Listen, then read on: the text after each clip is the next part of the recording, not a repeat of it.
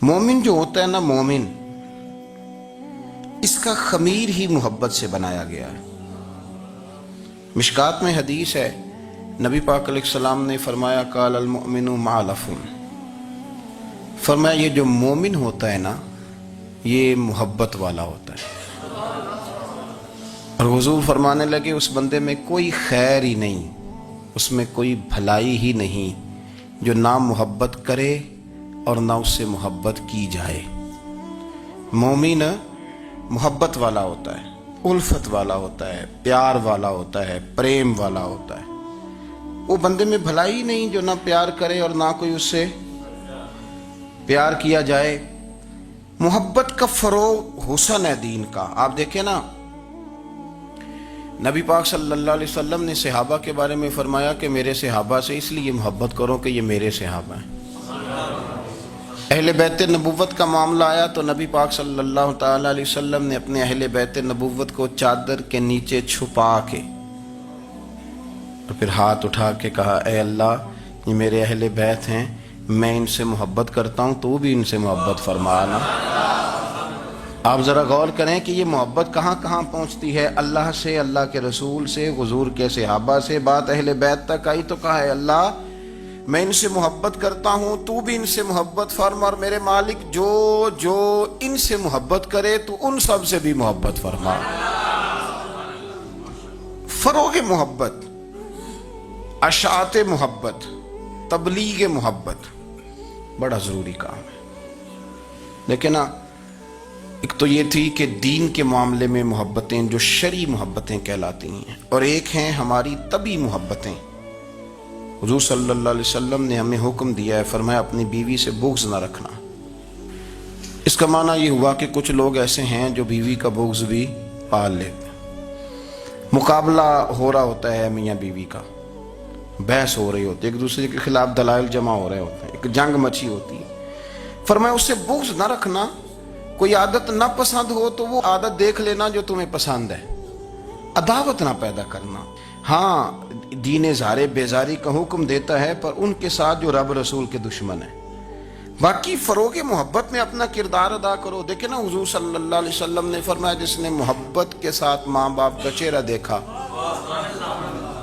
अल्लाह उसे कामिल हज का सवाब अता करेगा। लेकिन हदीस में जो हुजूर ने शर्त लगाई, उस शर्त का ख्याल रखना है। किस तरह चेहरा देखना है? फरमाया माँ बाप का चेहरा देखो। किस तरह? अच्छा, ये हदीस बताती है कि कुछ लोग ऐसे हैं जो चेहरा देखते हैं पर मोहब्बत से नहीं देखते। अब्बा जी की कुछ बातें कड़वी भी लगती हैं ना, तो कई दफ़ा कुछ बच्चे चेहरा देखते हैं पर मोहब्बत से नहीं देखते। तो हुजूर ने फरमाया तू मोहब्बत से चेहरा देख, तेरे रसूल का वादा है रब मकबूल हज का सवाब देगा। सहाबी अर्ज करने लगे, या रसूल अल्लाह सल्लल्लाहु अलैहि वसल्लम, अगर मैं 2 दफ़ा देखूं? तो हुजूर ने फरमाया 2 हज का सवाब। उसने कहा हुजूर मैं दिन में 3 दफ़ा देखूं? तो फरमाया 3 हज का सवाब। उसने चौथी बार की बात की तो हज़रत अबू हुरैरा फरमाते हैं हुजूर ने फरमाया तू जो पूछता रहेगा और मैं बताता रहूँगा तो बात ख़त्म ना करें। हुजूर हुक्म करें, फरमाया तू 100 दफ़ा देख, अल्लाह 100 हज का सवाब अता करे। बात को ख़त्म करते हैं। तू जितनी दफ़ा देख, अल्लाह तुझे उतने हज का। शर्त यह है कि ज़रा प्यार से देख, ज़रा मोहब्बत से देख।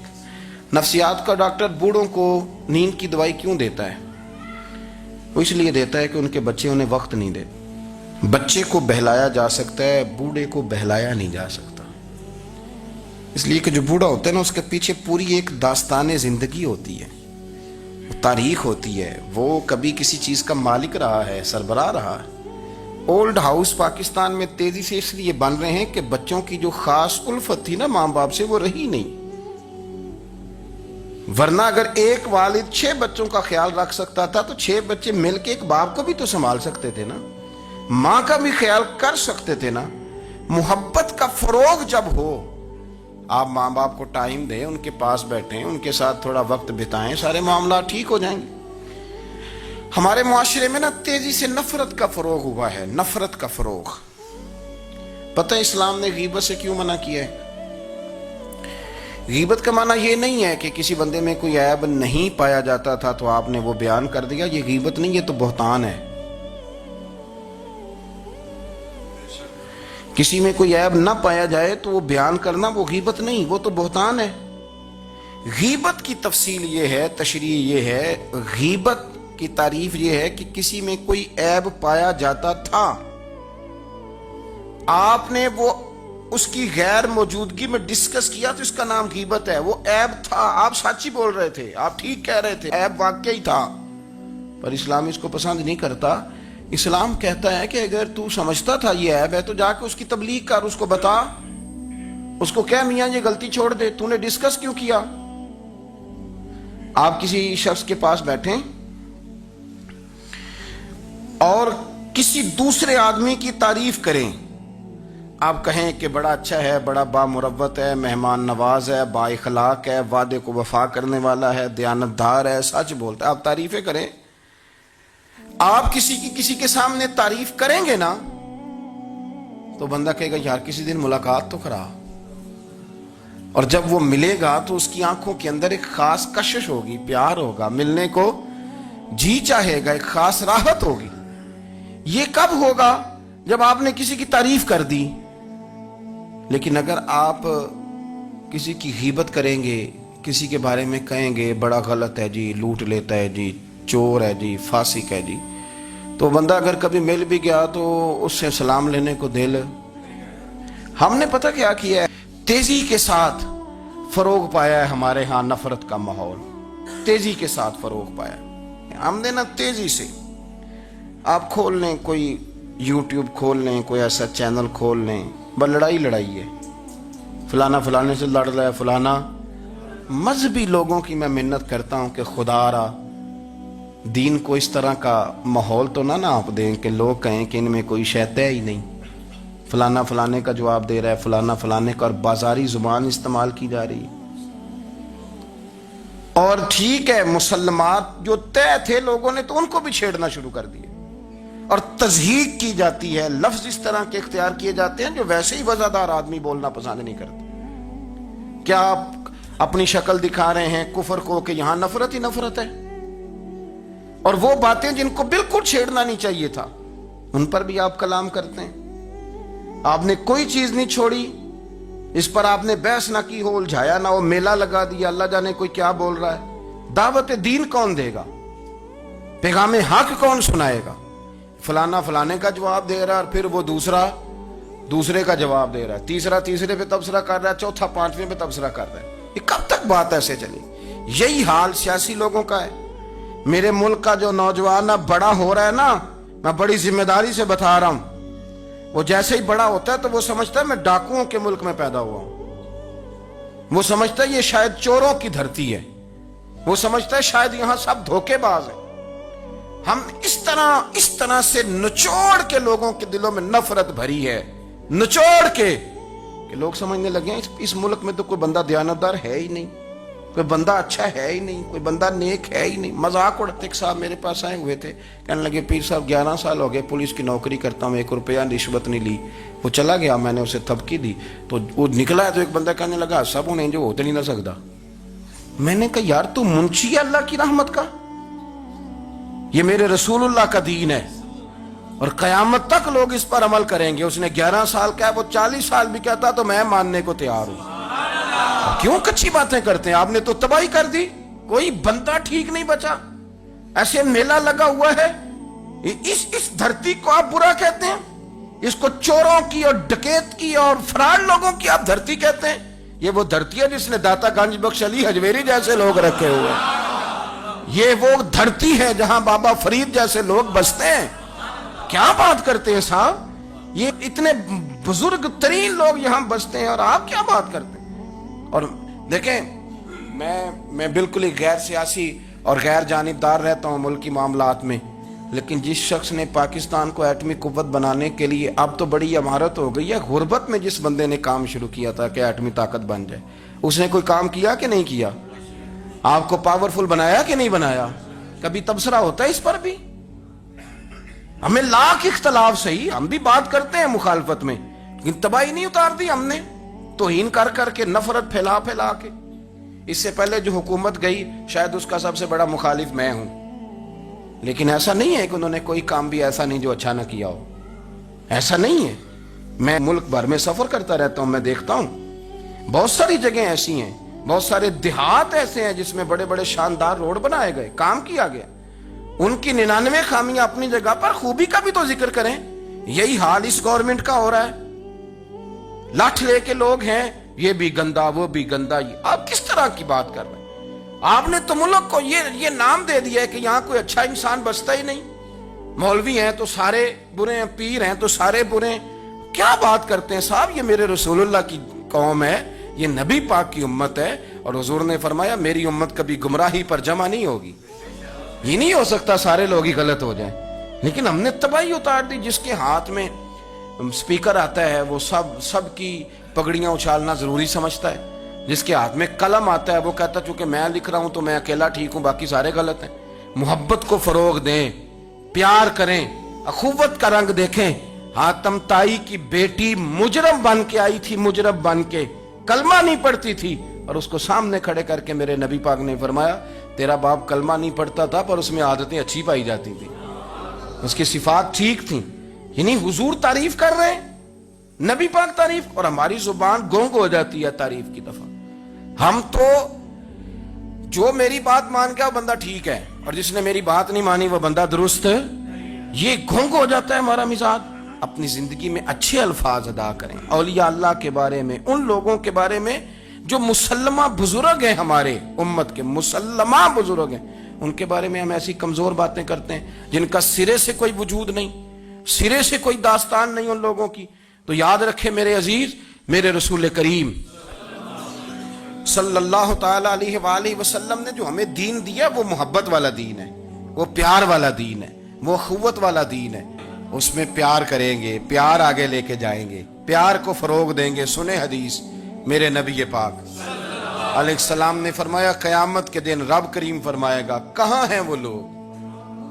منادی اعلان کرے گا میدان محشر میں، کوئی آدمی اعلان کر وہ کہاں ہیں لوگ؟ اور تو کس کو ڈھونڈ رہا ہے؟ فرمایا مجھے رب نے بھیجا ہے کہ وہ بندے ڈھونڈ کے لاؤ جو دنیا میں میری رضا کے لیے ایک دوسرے سے محبت کیا کرتے ہیں۔ وہ بندے ڈھونڈ کے لاؤ، بندے ڈھونڈے جائیں گے۔ یا رسول اللہ رب ان کا کیا کرے گا؟ تو نبی کریم صلی اللہ علیہ وسلم فرمانے لگے رب فرمائے گا تم دنیا میں میری رضا کے لیے ایک دوسرے سے پیار کرتے تھے، آج میرے عرش کے سائے کے علاوہ سایہ کوئی نہیں، آج میں تمہیں اپنے عرش کے سائے میں جگہ عطا کروں گا۔ میری رضا کے لیے پیار کیا تم نے، میری رضا کے لیے محبت۔ خدا را تھوڑا تھوڑا لوگوں سے پیار شروع کریں۔ آپ یقین کریں وہ پولیس والے سے آپ کہیں نا کہ تو اپنا رویہ ٹھیک کر، تو کہتے تو انہیں پتہ نہیں بندے کس طرح دا ساڑھنا سلوک کرتے ہیں۔ وہ بھی مطمئن ہے، وہ کہتا ہے اگر میں گالی گلوچ کر رہا ہوں تو میں ٹھیک کر رہا ہوں۔ وہ کہتا ہے یہ لوگ لائے کیس ہیں۔ آپ دیکھ لیں، آپ سمجھ لیں چیزوں کو۔ میں نے ڈاکٹر صاحب سے کہا کہ تھوڑی سی آپ لوگوں سے شفقت کریں، غریب لوگ آتے ہیں تو کہتے ہیں مفت دوائی دیں تو یہ بیچ دیتے ہیں جا کے۔ ہر شخص نے ایک دوسرے کے خلاف کہانی بنا لی، نفرت کے لیے کوئی نہ کوئی پلان کر لیا، ہمیں باتیں مل گئیں، ہم نے داستان سرائی کر لی، ہم نے اپنے ذہن کو اکٹھا کر لیا۔ مجھے بتلاؤ نا یار، اگر رسول کریم صلی اللہ علیہ وسلم اور باقی انبیاء بھی قوموں کے بارے میں یہ سوچتے کہ یہ بڑے ظالم ہیں، یہ بڑے چور ہیں، یہ بڑے ڈکیت ہیں، یہ بڑے غاصب ہیں، یہ کافر ہیں، منافق ہیں، تو بھلا ہو سکتا تھا، لوگوں کا فائدہ ہو سکتا تھا۔ وہ لوگ بڑے بڑے سخت گیر تھے، پر محبوب نے فرمایا وہ جو کریں گے وہ ان کا انداز، اور ہم جو کریں گے وہ ہمارے رب نے ہمارے ذمے لگا کے بھیجا ہے۔ اپنی زندگی میں تلاش کریں اور پیار کریں اور اچھے لفظوں سے لوگوں کو یاد کریں اور خوبصورت لہجہ اختیار کریں اور ٹھنڈی اور اچھی باتیں کرنے کی کوشش کریں، اللہ کی رضا کے لیے، اللہ کی رضا کے لیے، اللہ کے بندوں سے پیار۔ یارو دیکھو، عورت ہو طوائف، زندگی ساری بیت جائے گناہوں میں، لیکن میرے نبی پاک فرماتے ہیں وہ رب کی رضا کے لیے کتے سے بھی پیار کر لے تو رب اسے جنت عطا کر دیتا ہے۔ تو کتے کو پانی پلا گئی، پر پلا گئی نا اللہ کی رضا کے لیے، اسے کوئی فائدہ تو نہیں تھا نا، وہ اللہ کی رضا کے لیے پلا گئی، تو رب کریم نے اس کے سارے گناہوں کو، کسی سے پیار تو کریں، خدا را کسی سے پیار تو کریں۔ اس سال میرے گاؤں کے میلے کی بھیڑ میں جو گم ہوا وہ ایک بھکارن کا لال تھا، اس غریب کو تلاش تھی متاع خلوص کی، اور مخلوق چپ رہی کہ یہ مشکل سوال تھا۔ यार कोई शख्स ऐसा बचा ही नहीं जिससे लोग उम्मीद करें, तवक्को करें कि मुझे ये अपना कंधा देगा, मैं सर रख के रो लूंगा। कोई एक ऐसा शख्स मिला ही नहीं जिसके बारे में लोग कहें कि बड़ा मुखलिस है यार, इतनी बड़ी मेरे महबूब की उम्मत, हर हुकूमत गलत, हर शख्स गलत, हर बंदा बुरा, हर जमात बुरी, अल्लाह की रज़ा के लिए कुछ लोगों के लिए फ़रोग़ मोहब्बत का भी फरीज़ा सर अंजाम दें। कैसे लोगों को ये बात समझाई जाए। हज़रत अबू अदरीस खौलानी रदी अल्लाह ताला अन्हु ताबी हैं। हाफिज़ मुंज़री ने तरगीब व तरहीब में लिखा है, फरमाते हैं कि हज़रत अबू अदरीस खौलानी के मैं दमिश्क की जामे मस्जिद में गया तो मैंने एक चमकदार चेहरे वाला, स्याह दाढ़ी वाला, चमकते दांतों वाला खूबसूरत नौजवान नबी पाक की हदीसें बयान करता देखा। उसके चारों जानिब हुजूर के गुलाम बैठे थे। मैंने एक शख्स से कहा, यार बड़ा हसीन चेहरा है, बड़ा ही खूबसूरत अंदाज है, कौन है बंदा? उन्होंने कहा, आप नहीं जानते, ये सहाबी रसूल हजरत मुआज़ इब्ने जबल है रज़ी अल्लाह ताला अन्हु। हजरत मुआज़ इब्ने जबल का इंतकाल भी कोई 40 साल की उम्र से पहले पहले हो गया था, लेकिन इन पर हुजूर का इत्मीनान इतना था कि हुजूर ने अपनी हयात ज़ाहिरा में गवर्नर बनाया इन्हें। सुने चमकदार दांत, हदीसें बयान कर रहे हैं। हजरत अबू अदरीस खौलानी रदी अल्लाह ताला अन्हु कहते हैं, रश बड़ा था। मेरे दिल में ख्वाहिश हुई कि आज तो लोग ज्यादा हैं, कल आऊंगा, मुलाकात करूंगा। कहते हैं अगले दिन मैं अपनी तरफ से सबसे पहले गया, पर हजरत मुआज़ इब्ने जबल तो मुझसे पहले मस्जिद में मौजूद थे और वो नफल पढ़ रहे थे, अल्लाह अल्लाह कर रहे थे। तो मैंने उनके साथ सलाम ली। फरमाने लगे, कैसे आए हो? तो मैंने कहा, हुजूर कल आपको देखा है, आपकी बातें सुनी हैं, तो गोया आपका तो चेहरा सारी रात मेरी आंखों के सामने रहा, तो मैं तो सवेरे ज़ियारत की गर्ज से हाजिर हुआ हूँ। अल्लाह की रज़ा के लिए मुझे आप अच्छे लगे, अल्लाह की रज़ा के लिए। कोई बंदा ऐसा भी तो हो ना, कोई गरीब, कोई मिस्कीन, कोई आलिम, कोई सूफी, कोई दरवेश, कोई ज़ाती ताल्लुक ना हो, ताल्लुक क्या हो? अल्लाह के लिए। आप मुझे अच्छे लगे। हजरत सैयदना मुआज़ इब्ने जबल फरमाने लगे, वाकई ऐसा ही है? अर्ज़ की, हुजूर बिल्कुल ऐसा ही है। तो फरमाते, मैंने चादर ली हुई थी, हजरत मुआज़ इब्ने जबल ने मेरी चादर को पकड़ के खींचा, फरमाया पक्की बात कर यार। मैंने कहा, हुजूर पक्की कर रहा हूं। तो फरमाने लगे, सुन फिर। मैंने नबी करीम से सुना है, रसूल करीम अलैहिस्सलाम ने फरमाया, जो दो बंदे रब की रज़ा के लिए प्यार करते आपस में, अल्लाह उन दोनों से मोहब्बत फरमाता है। सुन फिर, इसको याद रखना, अल्लाह उन दोनों से मोहब्बत करता है। हजरत अबू अदरीस खौलानी से कोई पूछता था ना कि दुनिया में जाना है तो सरमाया क्या है, तो फरमाते थे, ये जो मैंने चादर ली हुई है ना, इस चादर के अंदर मेरा वजूद है और वजूद के अंदर मेरा दिल है और दिल के अंदर मैंने हजरत मुआज़ इब्ने जबल को रखा हुआ है। मैंने वहां उनका ठिकाना बनाया हुआ है, वहां उनका ठिकाना है। ये दौड़ ही नुक्ताची है, कहीं चुप के बैठ जा, और जिस दिल में तू मकी है वहीं छुप के बैठ जा। इकबाल कहते हैं, जिस दिल में तू मकी है वहीं छुप के बैठ जा। दोस्तों, रसूलुल्लाह सल्लल्लाहु अलैहि वसल्लम के गुलामों ने मालिक की रज़ा के लिए लोगों से प्यार, फरोग़े मोहब्बत में किरदार अदा किया, और बेहतरीन किरदार। आप अपनी जिंदगी में कुछ चीजें ऐसी बनाएं जिनमें फकत अल्लाह की रज़ा के लिए मोहब्बत, खालिक की रज़ा के लिए प्यार, खालिक की रज़ा। आप यकीन करें, अगर थोड़ा थोड़ा करके हम इस मोहब्बत को फरोग दें ना अपने दिलों में, तो बहुत सारे बादल छटेंगे। हमने ना वो तेजी से दौलत को, लालच को, मैं अक्सर कहता हूं कि मियां बीवी का जो रिश्ता होता है ना, इसको अल्लाह पाक ने ना कुरान पाक में अपनी निशानियों में से एक निशानी करार दिया है। इन दोनों की वजह से घर चलना है, बच्चों की परवरिश होनी है, निज़ाम ज़िंदगी। आप घर सुकून के लिए जाते हैं, इत्मीनान के लिए। आप अपने घर के अंदर जैसे भी हो, आप कहते हैं यहाँ मुझे परेशानी, ये मेरा अपना बेड है, अपना बिस्तर है। लेकिन अगर उसी रिश्ते में जब आप बीज बोएं तो सबसे पहले दौलत का बोएं। अगर लड़के वाले ये लालच करते हैं ना, लड़की क्या लेके आएगी, तो लड़की वालों का भी लालच होता है कि लड़का कमाता क्या है। उनको भी पता होता है कि कितने पैसे लाता है, क्या कमाई है, कितना कुछ झाड़ू फेर लेता है। आपने जब बुनियाद ये रखी, मुझे दयानतदारी से बताना कि पूरा नेक हो, पूरा शरीफ हो, पूरा परहेजगार हो, लेकिन दौलत सही ना कमाता हो तो रिश्ता आसानी से हो जाता है। وہ بس سارا کچھ ٹھیک ہے، صرف کمائی تھوڑی سی کم ہے، وہ مشکل سے گزارا ہوگا. وہ کہتے ہیں نہیں جی نہیں، بھوکے تو نہیں نہ مرنا. کیوں؟ ہم نے اس کے اندر جب دولت کو شامل کر لیا، آ گئی دولت، تب جس رشتے کی بنیاد ہی دولت پہ ہوگی، وہاں آپ وفا تلاش کریں گے، وہاں آپ خلوص تلاش کریں گے، وہاں ہم للہیت تلاش کریں گے. اللہ کرے ہو جائے، لیکن وہ ہمارے مائنڈ سیٹ میں یہ بات ہوتی ہے کہ یہ جو معاملہ ہے یہ گڑبڑ ہے. اگر رضا الہی مقصود ہو، اگر اللہ کی رضا مقصود ہو. حضرت فاطمہ بنت قیس ایک صحابیہ تھیں، انہیں طلاق ہو گئی. ان کے لیے 2 رشتے آئے، ایک حضرت عبد الرحمن ابن عوف کا مالدار ترین آدمی تھے، اور ایک حضور کے غلام تھے، وہ بڑے غریب تھے، مسکین تھے. ان کے والدین کی خواہش تھی کہ عبد الرحمن ابن عوف سے شادی ہو جائے، وہ بھی تو بڑے نیک ہیں، پارسا ہیں، عشرہ مبشرہ ہیں. حضرت فاطمہ بنت قیس نے کسی بندے کی ڈیوٹی لگائی، کہنے لگی پتہ کرو نبی پاک کی رضا کیا ہے، حضور کی رضا کدھر ہے. تو پتہ چلا حضور کی خواہش غریب کی طرف ہے. تو وہ خاتون اپنے ماں باپ کو کہنے لگی میرا نا اس غریب سے رشتہ کرا دو. انہوں نے کہا پتر، بیٹیوں کے بارے میں ماں باپ بڑے احساس ہوتے ہیں، ہم چاہتے ہیں کہ عبد الرحمن ابن عوف مالدار ہے تو وہ بھی تو نیک ہے نا، حضور نے دنیا میں جنت کی بشارت دی اور ان کا بڑا اعزاز ہے، حضور نے ان کے پیچھے نماز پڑھی، بڑا مرتبہ بڑا مقام والا صحابی ہے، وہ تو غریب آدمی ہے. اور پھر حضور نے حکم تو نہیں نہ دیا، خواہش کا اظہار کیا ہے. اس بی بی کے جملے بڑے شاندار ہیں. کہنے لگی آپ مجھے اللہ کی رضا کے لیے نا میرے نبی کے حوالے کر دیں، مجھے امید ہے اللہ رسول مجھے کبھی ضائع نہیں فرمائیں گے، مجھے حوالے کریں رسول کائنات.